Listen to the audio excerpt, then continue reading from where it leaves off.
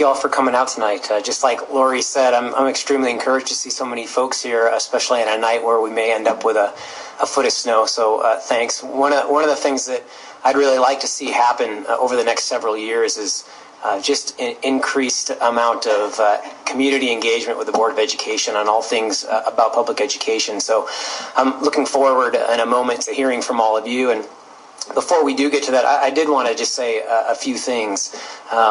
It should become no surprise to anybody in here that the board's seen a significant shift in leadership, and especially in a year where voter turnout for these Board of Education seats was extremely high. And I think the combination of those two things, the high voter turnout for Board of Education as well as just the changing makeup of the board, has created a lot of conjecture about the plans of the new board, especially with several of us up here. And so I wanted to take a few minutes to just address a couple of those things. I read a quote this week from George Washington, and it was from 1776, a letter that he wrote. And in that quote, he said, "Serious misfortunes originating in misrepresentation frequently flow and spread before they can be dissipated by the truth."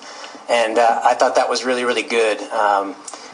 What I'd like to do is hopefully avoid some of those misfortunes by addressing some of those misinterpretations that have been attributed to many of us. And the first one that I want to talk about, I've received emails and phone calls from a lot of teachers, and teachers that feel like the new board is planning to eliminate the severance package that's associated with Salary Schedule A.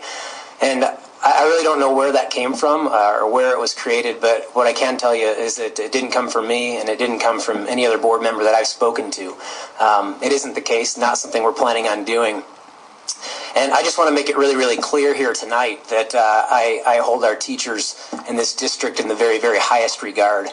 And I believe that our teachers are very, very skilled professionals, and this board intends to treat them that way. I don't think anyone would argue that the goal of education here is to prepare our students for the world, that they might be equipped to be productive citizens no matter what they do after they graduate. And I understand very well that our teachers are our most valuable asset in accomplishing that. The other misrepresentation that I want to address is the idea that the board plans to eliminate the MOU with the Teachers Association, and that's another one that just isn't the case.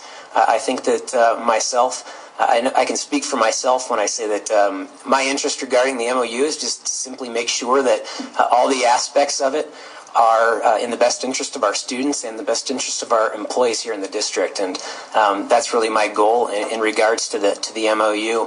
I'm really, really honored to be sitting up here. I take it as a really, really great privilege, and I think that like so many other folks up here have said, I think that we can accomplish a lot of great things here as a district. I'd love to see more transparency in the district. I'd love to see more school choice for parents and families. I'd like to see more engagement, like I said earlier, higher math scores, higher literacy, and I think that we can accomplish all those things. So again, I'm really grateful to be here.